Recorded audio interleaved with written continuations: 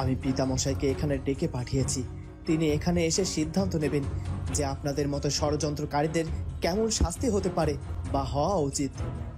সর্বনাশ! রাজপুত্র এবং চারুলতা দেখি রাজামশাইকেও ডেকে আনবে। এবার তো মনে হচ্ছে আমও যাবে, ছালাও যাবে। না না, এত ভয় পেলে চলবে না। যে করেই হোক এই রাজেশ বাবুটার ওপরে সব দোষ দিয়ে আমাদেরকে নিজে বাঁচতে হবে। অরুণ, তুমি রাজপরিবারের বধূর সাথে কথা বলছো, আর আমি কারণ আমি ছোট থেকেই ওই রানী মধুবালাকে চিনে ফেলেছিলাম। সে কোনোদিনও মায়ের মমতা দিয়ে আমাদের লালন পালন করেনি। মধুপুর রাজ্যের রাজকন্যা মধুবালা আর রাজকন্যা। কি কি বলছো ভাই? সত্যি আমরা নির্দোষ প্রমাণিত হয়েছি, কিন্তু এত রাতে আমাদের কে নির্দোষ প্রমাণ করলো? আমরা তো ভেবেছিলাম কাল সকাল সকাল হয়তো। মহারাজ, আমি আপনার স্ত্রী, এই হেমরাজ্যের রানী। আপনি কি আপনার রানীর চেয়ে সামান্য প্রজার কথা বেশি বিশ্বাস করবেন? এই শয়তান রাজেশ, সে মধুপুর কারাগার থেকে পালিয়ে এসেছে। বিশ্বাসঘাতক? তুমি কার কথা বলছো রাজপুত্র? ও, বুঝেছি, তুমি নিশ্চয়ই রাজেশ বাবুর কথা বলছো। হ্যাঁ হ্যাঁ, সে তো আমাদের বিশ্বাস নিয়ে খেলা করেছে, মধুপুর রাজ্যের কারাগার থেকে পালিয়ে এসেছে। আমি শুধু রাজেশ বাবুর কথা বলছি না পিতামশাই, মহারানী মধুবালা আর রাজকন্যা জেসমিনও বিশ্বাসঘাতক করেছে আমাদের সঙ্গে। কি বলছো কি রাজপুত্র? রানী আর রাজকন্যা জেসমিনকে রাতের আধারে এখানে দেখে আমি অবাক হচ্ছি ঠিকই, কিন্তু তারা আমাদের সঙ্গে বিশ্বাসঘাতকতা করলো, সেটা তো বুঝতে পারছি না। আমি আপনাকে শুরু থেকে সবটা খুলে বলছি, তারপরে আপনি সবটা বুঝতে পারবেন পিতামশাই। এরপর রাজপুত্র অরুণ তার তলোয়ার নামিয়ে দৃঢ় কণ্ঠে বলতে শুরু করলেন। তিনি সংক্ষেপে মেলায় আগুন লাগা, রাজকন্যার ষড়যন্ত্র, রাজেশের বন্দি করার নাটক এবং আজকের এই কুঁড়ে ঘরে তাদের প্রাণনাশের চেষ্টার সমস্ত ঘটনা। সর্বনাশ! রাজপুত্র দেখছি এখন রাজামশাইকেও আমার বিরুদ্ধে চালনা করবে। রাজামশাইকে ভুলিয়ে ভালিয়ে এত বছর আমি আমার পক্ষে রেখেছিলাম, আর এখন কিনা রাজপুত্র সেটাও হতে দেবে না। রাজামশাই যদি সত্যি সবটা বিশ্বাস করে নেয়, তবে রাজেশ বাবুর সঙ্গে তো আমাকে আর রাজকন্যা জেসমিনকেও কারাগারে নিক্ষেপ করবে। তাহলে আমার এত বছরের সাধনা এক নিমিষেই শেষ হয়ে যাবে। শেষে কিনা রানী মধুবালাকে কারাগারে পচে গলে মরতে হবে। না না, এ হতে পারে না। আমি কিছুতেই জীবনযাপন মেনে নেব না। পিসিমা, পিসিমা, এত কি ভাবছো বলো তো দাঁড়িয়ে দাঁড়িয়ে? রাজপুত্র তো রাজামশাইকে সব ঘটনা বর্ণনা করে দিল, আর এই ঘটনার কোনোটিই তো মিথ্যে নয়। রাজপুত্র আর চারুলতার কাছে সবকিছু প্রকাশ হয়ে গেছে। এখন শুধু পিসে মশাইয়ের বিশ্বাস করা বাকি। পিসে মশাই এবার সবটা বিশ্বাস করে নিলে আমাকে আর তোমাকে তো শাস্তি দেবে, নিশ্চয়ই কারাগারেও বন্দি করবে। না না না, আমি কারাগারে বন্দি হতে পারবো না। স্বপ্ন দেখেছিলাম হেমরাজ্যের যুবরানী হব, শেষে কিনা হেমরাজ্যের কারাগারে বন্দিও থাকবো। না না না না, এ হতে পারে না। চলো পিসিমা, চলো আমরা এখান থেকে পালিয়ে মধুপুরে ফিরে যাই। মধুপুর রাজ্যে গিয়ে না হয় বাকিটা জীবন কাটিয়ে দেব। চুপ করো রাজকন্যা জেসমিন, পালিয়ে গেলেই কি সবকিছু সমাধান হবে? আগে দেখোই না কি হয়।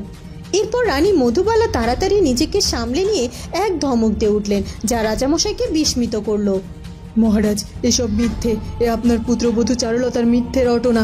এই রাজ্য কেউ ভালোবাসে না, ও আমাদের রাজপরিবারকে দুর্বল করতে চাইছে। তাই তো সবার প্রথমে রাজপুত্রকে আমাদের থেকে আলাদা করছে, নিজে বশ করে নিয়েছে, আর এখন চেষ্টা করছে আপনাকেও আমার বিরুদ্ধে পরিচালনা করা। হ্যাঁ পিসে মশাই, বিশ্বাস করুন, রাজপুত্র আর যুবরানী আমাদের বিরুদ্ধে যা বলছে সবই মিথ্যে। আমি রাজেশ বাবুকে মধুপুরের কারাগারে বন্দি করেছিলাম, ও সেখান থেকে পালিয়ে এসেছে। ওই মেলায় আগুনও দিয়েছে, ওই সব ক্ষতি করেছে। আজ রাতেও আমাদের এখানে ডেকে এনেছিল বলে যদি ওকে মুক্তি না দেয় তবে নাকি ও রটিয়ে দেবে যে আমরা ওকে পালাতে সাহায্য করেছি। আমরা শুধুমাত্র ওকে থামাতে এসেছি। কি কি বলছো তোমরা? আমি কার কথা বিশ্বাস করব? রাজপুত্রের বলা কথা অনুযায়ী রানী মধুবালা আর রাজকন্যা জেসমিন সমান দোষী, আর রানী মধুবালা আর জেসমিনের কথা অনুযায়ী ওই রাজেশ বাবু একমাত্র দোষী।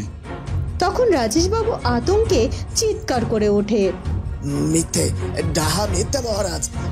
আমি আপনার ছেলের সবচাইতে বড় শত্রু নই। এরা দুজনে আপনার ছেলের শত্রু।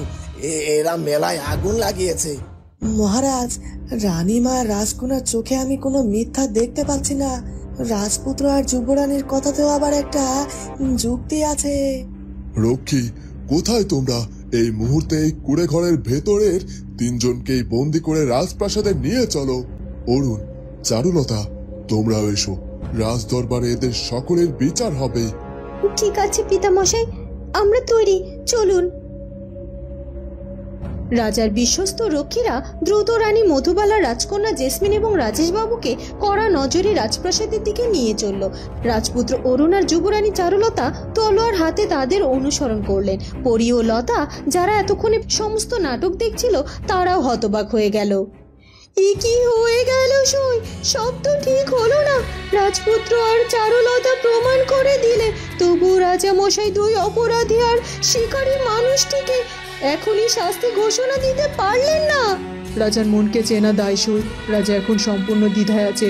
রানী আর জেসমিনের অভিনয় তার মনে ভয় ঢুকিয়ে দিয়েছে। রাজা ভাবছে, যদি ওরা সত্যি কথা বলে, যদি রাজপুত্র আর তার পুত্রবধূ ভুল হয়। সোনা পাখিটা এত কষ্ট করে রাজাকে ডেকে আনলো, আর এখন এই বিচার।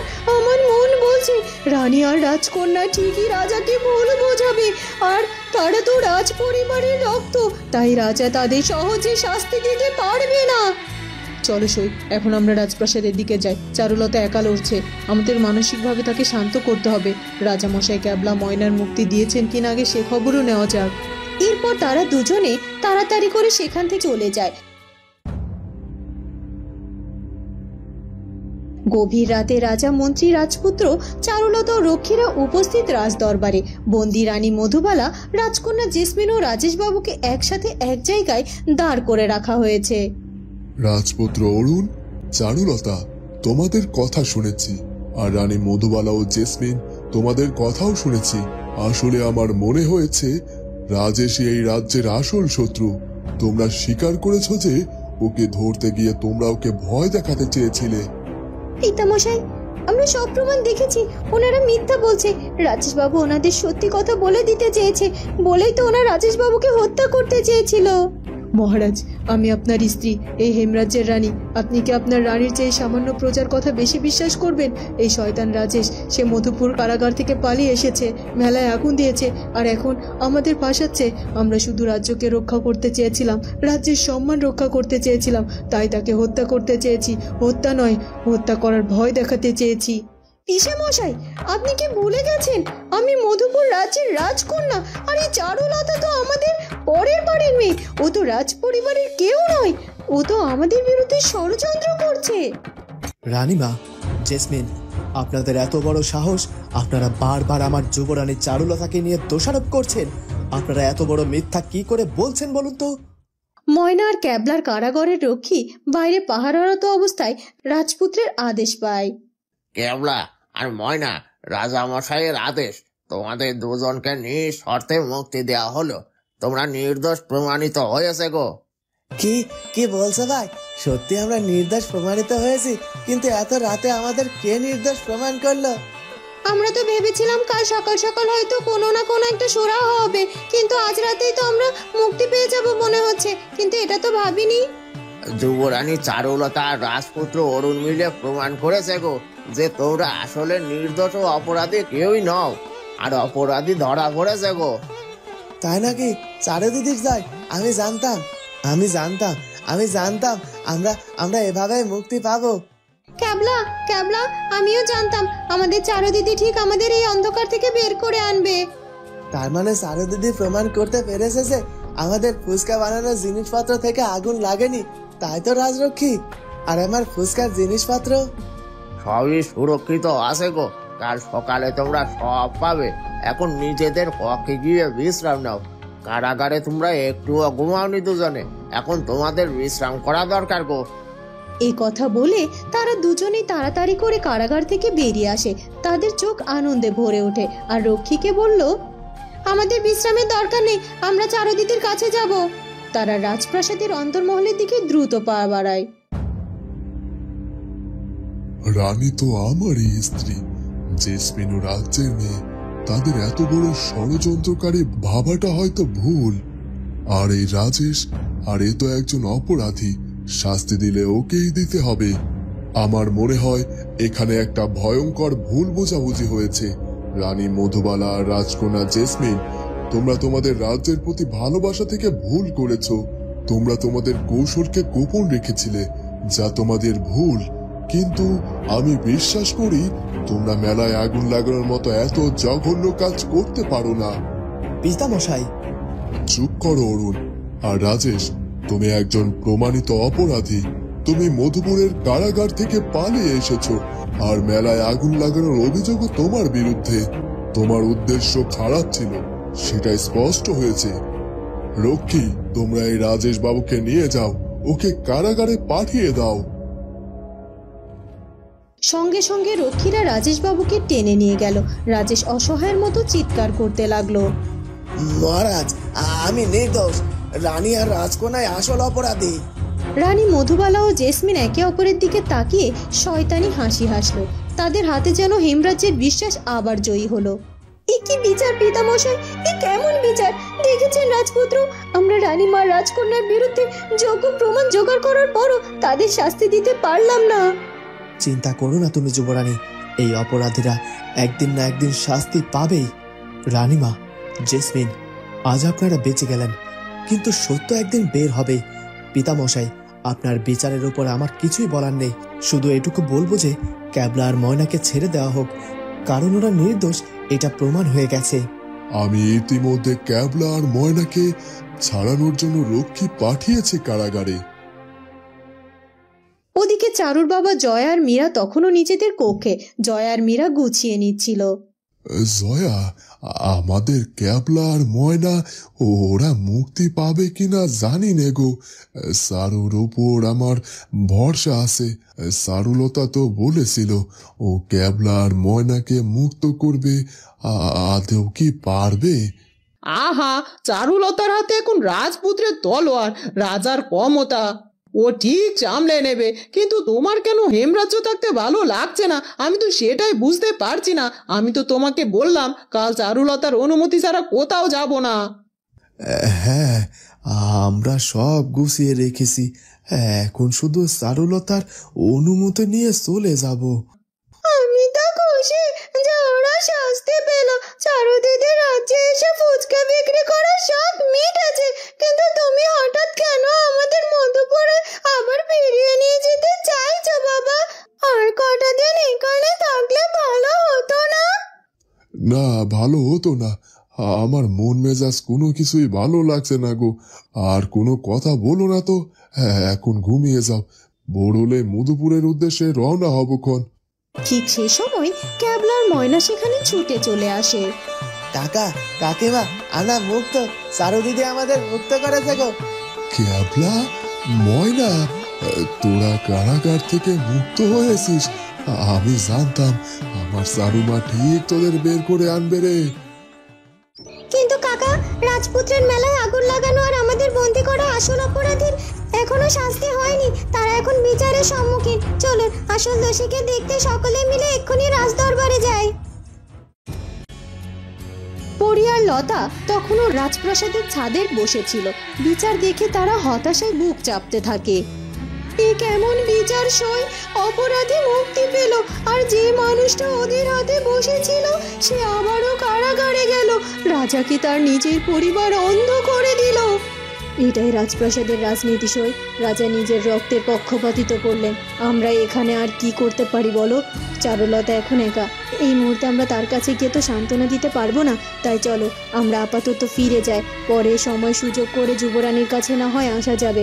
চারুলতার পাশে থেকে ওকে সাহস দিতে হবে যেন সত্যকে প্রমাণ করতে পারে। এরপর দুজনে বিষণ্ণ মনে আবার উড়ে যায়। রানী মধুবালার রাজকন্যা জেসমিন তখন তাদের কক্ষে দাঁড়িয়ে রাগে ফোঁসফোঁস করছিলেন। সবটা হয়েছে রাজেশ বাবুর জন্য। না, ওই রাজেশ বাবু আমাদের চিঠি পাঠাতেন, আর না হলে আমরা এভাবে ধরা পড়তাম। ওনার চিঠি পেয়েই তো আমরা ওখানে গিয়েছিলাম। ঠিকই বলেছো তুমি পিসিমা, কিন্তু রাজেশ বাবুকে ওভাবে ছুরি দিয়ে ভয় দেখানো আমাদের উচিত হয়নি। ওনাকে ওনার উপযুক্ত উপহার দিয়ে দিলেই তো এসব কিছু হতো না। না না রাজকন্যা জেসমিন, যে ঝামেলা হওয়ার তা তো হয়ে গেছে রাজপুত্র আর চারুলতার জন্য। কারণ আমাদেরকে প্রাসাদ থেকে বেরিয়ে যেতে দেখেছিল। কে জানতো এত রাতে তারা জেগে থাকবে? এটা তো আমরা ভাবতেই পারিনি। ঠিক বলেছ পিসিমা, কারাগারে বন্দি না হলেও আজ ওই রাজপুত্র আর চারুলতার জন্য আমাদের মান সম্মান সব চলে যেত। চারুলতার রাজপুত্র তখন নিজেদের কক্ষে, ক্যাবলার ময়নাও তাদের সাথে। চারুলতার মুখে আনন্দ নয়, বরং চিন্তার ছাপ। ক্যাবলা, ময়না, তোরা মুক্ত। তোদের দেখে আমি খুশি হয়েছি। কিন্তু চারু দিদি, এই বিচার এটা আমাদের শান্তি দিচ্ছে না। আমরা আজ রাজদরবারে যাওয়ার আগেই একজন অপরাধী কারাগারে চলে গেল, কিন্তু আসল দুজন অপরাধী তো মুক্তি পেল। আমারও শান্তি নেই ময়না। তোদের মুক্ত হওয়া দেখে আমি খুশি, কিন্তু রানী আর জেসমিন ওরা মুক্তি পেল। ওরা রাজামশাইকে ভুল বোঝালো। ওদের মুখ থেকে শয়তানি হাসি আমি ভুলতে পারছি না। ওরা এখন আরো বেশি সতর্ক। হেমরাজ্য যে এখন আরো বেশি বিপজ্জনক।